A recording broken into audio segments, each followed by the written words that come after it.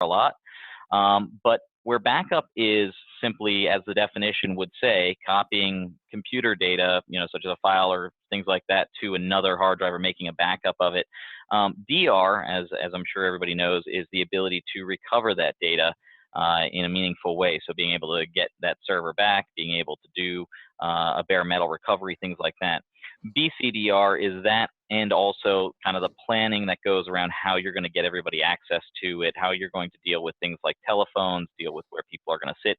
It's a more complete view of how we do recovery. It's going to be taking into account all of the things that that matter in kind of a recovery scenario, and in not only the most likely recovery scenarios, but in some of the less likely ones as well, like a total disaster. And it's important to note that BCDR, if done correctly with the right partner, it doesn't cost a lot more, and it's not a lot more labor intensive to deliver than simple backup. And so by implementing the right solution, you can deliver, as a managed service provider, a very high premium, high margin service to your clients without a lot of additional costs to yourselves. So I like to talk about Toy Story 2 as my case study, and I think it's it's a good one for a number of reasons. One, because it's a good kind of a good example of how things can go wrong, but it's also good because if Pixar can't get back up right, there must be some things about it that make it challenging that we all need to be cognizant of and make sure we don't do. So I'm sure everybody on the call, or at least most people on the call, have heard of Toy Story, if not seen the movie itself. And so this will probably ring home or ring true, kind of as we go through this as to who they are and kind of how big of a deal this was. But at one point in time, while they were writing Toy Story 2, and about the time that they had spent around $100 million on the project or on the movie to that point, somebody who was working on the servers, and all of their artists had access to the servers, ran this command. Now, if you're not familiar with Linux, this is not good. This is essentially a recursive delete of all of the files that are inside that particular directory structure. And by typing that in, the person that unfortunately typed that in started the process of deleting everything, the entire movie, every animation that had been done on that particular movie up till that moment in time. And it just so happened that when this command was run, the CTO and the director of technology were both looking at a folder inside that inside one of the systems or inside that server, and noticed that files were disappearing really quickly. And so they panicked. They called down into the server room. They said, "Hey, unplug that server. Unplug it from Ethernet. Unplug it from power. Shut it down. Needs to get shut down completely." So they then went down to the server room, booted the server back up, took a look at it, and said, how bad is this damage? And found out that 90% of the movie was gone. So that's a pretty big deal. And you would imagine at this point they were panicking and freaking out and everything else, but they weren't, because it wasn't the first time this had happened to them. Incidentally, this is not the only time that they deleted the movie, although in previous times they'd only deleted part of it. This was the first time somebody had taken a swing at the whole thing by accident. But they had gone through recoveries in the past, and they were pretty confident that their recovery process would work, effectively like it had in the past. So at the time, they were running tapes, so they mounted their tapes and they started doing their recovery back to the server. Went through the whole process. Everything looked great, and they went back to work. And so, if that was the end of the story, it'd be a really short case study. But unfortunately, as time went on, they started to notice something, and about a week into it, they realized that something was wrong. And what they realized was wrong, and I didn't know a lot about animation when I first started learning about this, but if we can see this guy here, this is Woody. He's a cowboy. What I learned about animation when I was researching this is that when we see Woody and we see his hat right here, this is actually a part of his head. These are not two separate objects when an animator does this. When Woody takes his hand up, takes his hat and puts it in his hand and goes around hooting and hollering and waving his hat in the air, it's then part of his hand. But those transitions between hat on his head and hat in his hand are some of the most sensitive things that they do. It's where a lot of the animation is done, and a lot of it can't be automated by the systems. And so when we look at when they started to look through the data that was missing, they started to notice that those connections were gone in a lot of cases, and that the data was missing. So they did a quick, kind of gut check, went through all the data again, and found out that 10% of the data didn't come back when they had done their recovery. So they went to the war room, they started trying to discover what had happened, and as they were digging into it, they found that for months they had been getting errors from their existing backup provider, backup solution, and nobody was noticing it, nobody was paying attention to it. And so not only were they losing data every time they did those backups, but because they were cycling their tapes, they were doing a great job of wiping out all of the backups that they had. And at this point in time, they didn't have anything left that was not corrupted, that wasn't missing part of the data. So now it was time to panic. Now they're like, all right, great. This is, obviously not going to go well. What do we do from here? And fortunately, they remembered that they had somebody that was out on maternity leave. And in 1998, there wasn't Google Fiber. So that person that was out on maternity leave actually would have had, and I'll push the button here and it should show, there we go, this computer at their house, because when you went on maternity leave, they would actually send a Silicon Graphics machine home with you to do your work. And so what they did was they actually drove to this person's house. It was one of the technical directors, and they wrapped this machine in blankets, put it in the back of a Volvo, and put seatbelts on it, drove it back to Pixar at 35 miles an hour, and did the recovery back to the server, and we all got to watch Toy Story 2. So let's break down some of the things that went wrong here. The first thing that I like to talk about, and this is really first and foremost on what went wrong, is visibility. Okay, the people at Pixar were having failures, and the product that they were using to determine, to do their backups was warning them, but nobody was looking at it. Nobody had visibility into those alerts. And that's why it's critical when you're delivering these types of services that it's easy to see exactly what's happening across all of your alerts at a single glance, and to get, notified proactively when things are not working.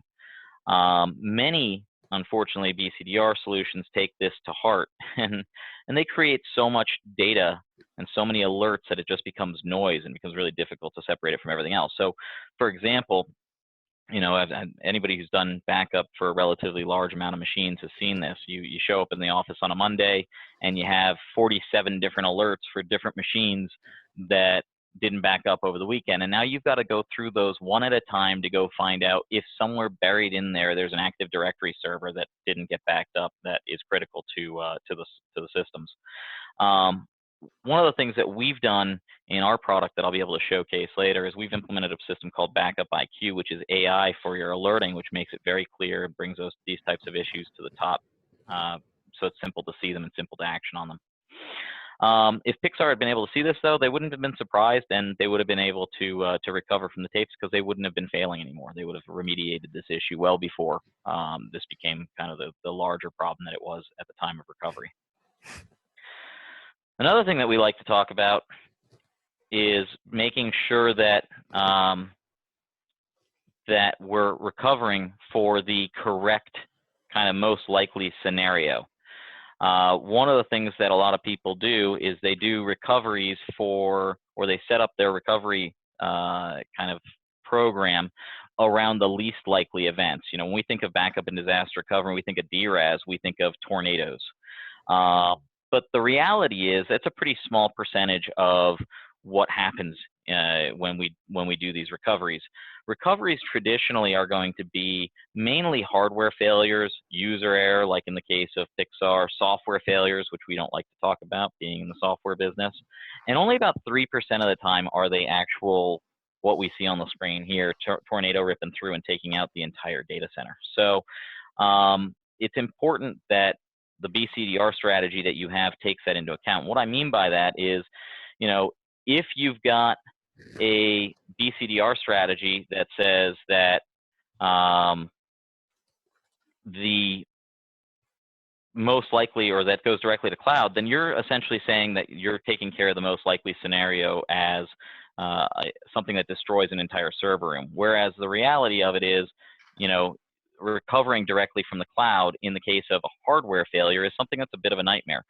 Take, for example, you put 1 terabyte of data up in the cloud, and you've got maybe it's an Exchange server, maybe it's an AD server, something like that. You've got a terabyte of data up in the cloud, and you have a hardware failure. Your RAID controller goes bad. You want to do the recovery because it's going to take you 48 hours or longer to get that new RAID controller in. You need to download that data. And if you're at what we see in the traditional client of an MSP, you're going to have 20 megs of download. And that 20 meg pipe for 1 terabyte is going to take 5 days. So it's a pretty long process to do those cloud-based recoveries, whereas having something that will allow you to recover directly onto the appliance or recover onto a hypervisor, do things like that, get your client back up and running, and then go out and try and take the time to actually fix the issues around the hardware or whatever needs to happen around that side of it. Then you can get your clients back up and running quickly and without incident. Another thing that happens here pretty commonly is, or that happens in this particular story, is they're not testing their backups properly. And one of the things that I think we see so often when we talk to MSPs is that this is not uncommon, and it's not unexpected either. When we're doing when we have conversations with MSPs, they make it quite clear that their clients aren't willing to pay the amount of money that would be required in order to do manual testing. So booting servers, checking to make sure that they can connect to other servers, things like that, would be really expensive. So as a result, what they typically do is they mount the image, and if it mounts, then they're kind of good, and they might only do that once every 6 months or once every year. When we look at that, that's simply not enough. I mean, when you're doing these types of testing, you need to test to make sure that the actual services that you're protecting are available and can be brought back up. But you need to be able to do that in an automated fashion, because if you can't do it in an automated fashion, not only is it not going to happen often enough, but it's going to be really expensive to deliver the service. If it's really expensive to deliver the service, then it's not going to be something that is going to work from a price point for SMBs. So, when we talk about automated testing, what we're talking about is not a screenshot of a login page or something like that, but the ability to say, I've got an Exchange server. So if I boot that Exchange server up and I get a screenshot of a login page, that Exchange server is freaking out behind that. It doesn't have a NIC. It doesn't have the ability to see AD. It's got all these different things. So when we look at the Unitrends product, and I'll be able to show this when we go through the demo of the product in a little bit, you're able to do what we call orchestrated testing, where you bring up a server. Let's say you bring up an AD server. Then after that's booted, you bring up an Exchange server. You make sure that they can communicate with one another, and then you move through different testing that you want to do around that as well. So you can do these orchestrated testings, you can report on them, you can send those reports out to your clients. And if you have a real failover, a real disaster, you can rerun those steps to do your recovery. So now you've got your recovery plan actually scaled out and set up as well. The reality, though, is that most SMBs don't do any type of BCDR. In fact, 75% of small businesses don't have any sort of BCDR plan in place, which is pretty amazing when you think about it. I mean, if you look at the stats, 40% of businesses that have some sort of catastrophic data loss never get back from it. They never recover. They go out of business. And yet, very, very small percentage of SMBs have that kind of plan in place. And that means that there's a couple things to look at in here. One, there's some education that needs to be done from the managed service providers into the SMB space to make sure that they understand the risks that they're taking. But also, when we look at the kind of the way that SMBs push back when we talk to the MSPs that are trying to sell to them, a lot of it is based around price, right? They're saying, hey, it's too expensive to do it properly. They have to go and they have to buy an appliance, and they have a big upfront cost, and then they've got to do all this testing, and that's going to take a lot of labor and everything else. So working together with a partner that can work with you in a way that makes sense for the way that SMBs buy these types of services is where you need to be. You need somebody that does it on a subscription basis, that doesn't have any appliance cost up front, and who can streamline that whole process so you're not putting blockers in front of being able to sell to those SMBs. And when we talk about education, it's important to also note that the perception that it's going to be a tornado or a hurricane or a flood or a fire or something like that needs to be kind of erased from the minds of these SMBs. And they need to understand that 97% of the time it's going to be something else, like a hardware failure, which is a lot more common and is something that that everybody's going to face at some point in time. So to recap, you need to be able to have quick and easy visibility of the failures. Testing is really the only way to be certain that the plan that you have works. Most SMBs have no BCDR plan, and as I mentioned, there's some challenges around that, but the upside is it's also blue ocean. It means there's an easy path to sell into those guys currently, and there's a lot of upside. And the ones that do have them, even those 25% typically have one that's inadequate. And also keep in mind that throughout this process, and one of the things that's really important to us at Unitrends MSP is that we need to keep the costs of these services low enough that they can be consumed by small business and get rid of those upfront costs. So I'm going to jump now into a quick demo of Unitrends MSP, and we're going to start off on our dashboard. So as I mentioned before, we have a dashboard that allows you to manage all of your appliances across all of your different devices, and I can come in here and see what's protected, what's unprotected. I can see which jobs were successful, which jobs failed. Makes it very easy to see all of that. But on top of that, we have Backup IQ. Now, Backup IQ currently does a pretty good job of putting the alerts that are more critical on the top. But as we continue to develop this, it's going to get I think exponentially better as we start to build in kind of the idea of different types of assets, different types of SLAs, and the ability for the system to recognize those and pull the most critical things to the top in an even more meaningful way. And those are things that are going to be coming out this year, so they're not kind of pipe dream stuff way down the line, but stuff that we expect to see in Q4. From the appliance side, I can go in here and see all of the appliances that I'm managing across all of my customers. If I want to filter it by maybe something like, hey, I just want to see devices that have alerts that are current, I can do that. I can filter on different items. And if I want to go manage them, I can click on an appliance, see the appliance detail, and click the Manage button, and it'll actually take me directly into the appliance so that I can manage it remotely. So I don't need to VPN in. I don't need to remote control a machine on site or do any of those things to go manage these. Now, in the interest of time, I like to show three things that I think are the most common scenarios for recovery that or two most common ways that we recover, and then some of the SLA testing that we do. First and foremost, I want to talk about being able to search for files, because the most common recovery that we hear from MSPs is that they want to go and recover files for their clients because it's the most common call they get. The client calls them up and says, hey, I deleted a file. Can you help me recover it? Sure. When did you delete it? Well, I deleted it on Tuesday. So you go, you mount the image, you bring the whole thing up, you and the customer go through that image looking for that file, and you can't find it. And they go, maybe I deleted it on Monday. And now you got to go mount Monday and go through that whole thing with them as well. Well, with Unitrends, you can come in here, you can select the machine. So let's say I want to take this machine here, and I can search for files with wildcards because they never remember the full name. Nobody does. I certainly don't when I need to go looking for a file. So I can search to see what kind of files are available, whether they're MSI files in this case, because I don't know what's on this machine, so I'm going for something pretty basic, or whatever type of file it is. I can then select it. I'll also see every iteration that's backed up, so I'll get the different backup dates and the different file dates here if there are different versions of the same file. And if I click next here, I can do a full recovery back to the original machine with full NTFS permissions, or I can recover it to other machines if I want to. Another type of recovery is a full server outage. So in that case, where we have a full server outage, we would see something like this MSFTP or MSP FTP server here, which is a VMware server. Now we can do the same type of recovery on ESXi. We can do the same type of recovery with an agent-based backup, but for this particular example, I'm going to use this VMware-based one. And I'm going to go up here to Instant Recovery. I'm going to recover in audit mode. I'm going to select the data store. I'm going to click Next, and I'm going to click Save. And I'm going to go, oh, that one's already running. So let's go kill it.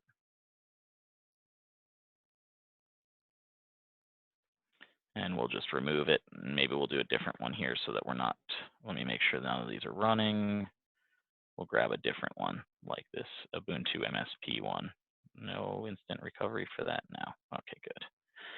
So we can go in here and we can do an instant recovery of that particular appliance right here, and go into audit mode, go into data store, click on next, click on save, and then that's actually going to spin that up under instant recovery directly onto our ESXi server.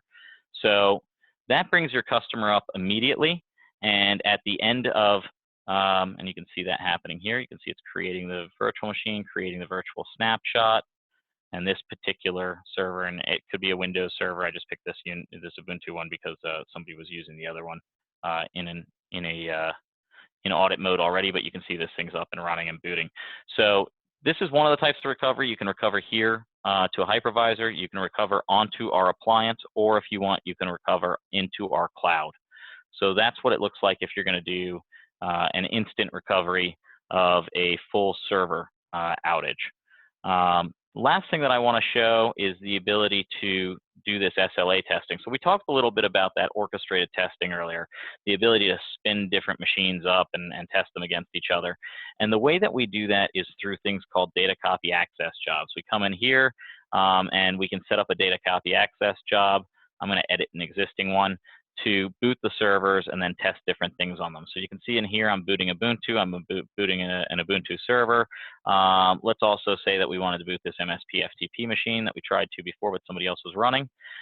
We can come in here, we can set up different labs, different things like that. So we can set up a test network. And that's really important because it means we don't have to re-IP the machine in order to bring it up and test it. We can come in here, create a schedule for when we want this testing to run, click next. And in here, I can actually set different things like thin provisioning the servers so that I'm not using a ton of resources.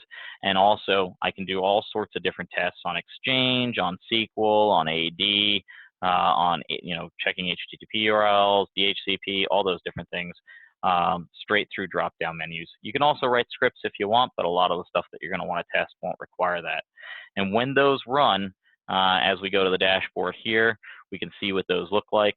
They are very specific. So we can see that this has failed. We can see why it failed. It was unable to boot the second machine here because just like what happened to me a few minutes ago, that machine was already set up running on that server. So when you do have failures in this type of testing, it's going to be really clear and it's going to be really easy to see. Whereas if you have success, you're going to get something that looks like this. Now, all of these reports and all the reports we have can be sent to yourself. They can be sent to your customer. They can be sent only on success, only on failure, things like that. So it's very flexible from that perspective. So we're coming up on time now. I hope you enjoyed the presentation. If you have any questions, we can certainly take that. We can take some time after 11:30 here to wrap through some of those.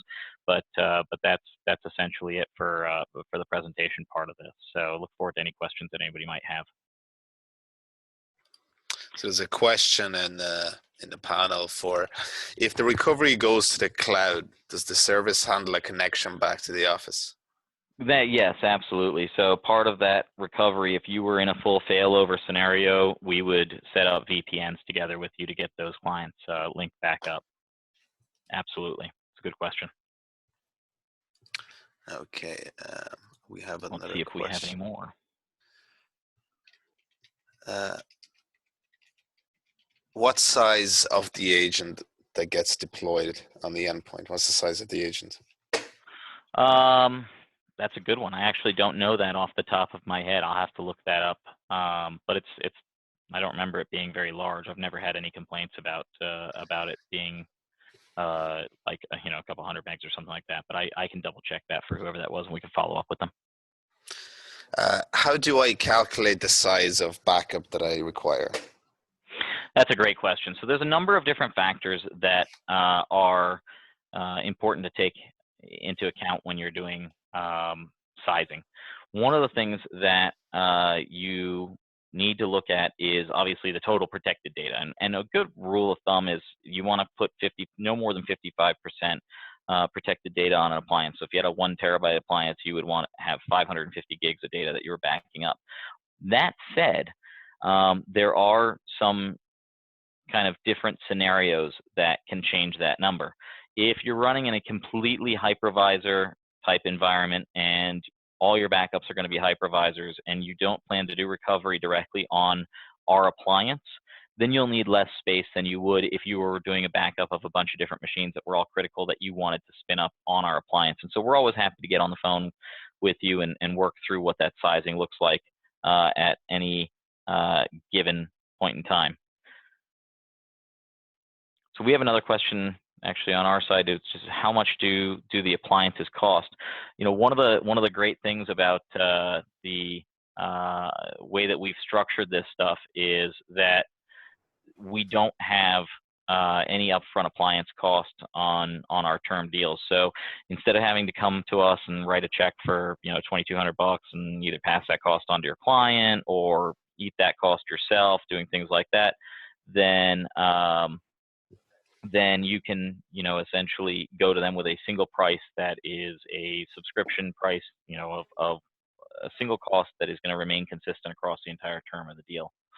You got another question about Hyper-V and everything else, but it just went away. So Edgar, what was the question? I think it was you were using VMware during the yeah, here we go. During the presentation, you used VMware while presenting the recovery section. Does this all? Yeah, Hyper-V and KVM. So we do Hyper-V. KVM QEMU, we can't recover directly to it. You can still back it up, but when we're talking about like host level hypervisor backups, we do host level VMware and ESXi, host level Hyper-V. We also can do Zen server, and we can also you know, take care of KVM and things like that. We also have an agent-based backup that can go to just about anything, and we can back up not only Windows, Linux, Mac, but like even iSeries libraries, like all that stuff. It's important to note too that we do application-based backups. It's something that that not a lot of companies are able to do kind of at the level that we can. You can do transaction log-based backups if you have a SQL database that's going to grow considerably every day, and you don't want to take a snapshot of it on an ongoing basis because, you know, the file size will change by 100 megs, but the total file is now, you know, 3 terabytes, and you got to bring that thing down, just as an example, every time. With us, you can put an agent on the machine, do a transaction-based backup, and actually just get the incrementals, which are real.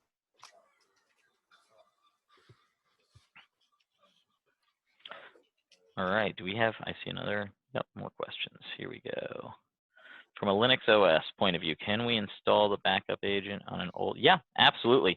You know what? I'm gonna just show you really quickly. We have a compatibility matrix. Oops. Matrix unit trends. I'm sure I spelled that wrong, but good old Google will fix it for me. We have an extensive list. I mean, these are all the Windows Server things that we do, Windows Client. As we scroll down, here's a whole bunch of different Linux. So if you want to go to Ubuntu, we go back to, you know, 9.04. CentOS, we go back, Red Hat, we go back, all that stuff. But this is all available online. You can just search for Unix compatibility matrix, and you'll see. I mean, we do Mac OS 8. Oh, so you know, different things like that. There's definitely different compatibilities that that we go back and are able to handle. I actually don't know if we go back to 8, but we do go back to pretty far to 2.2 or something, or 10.2.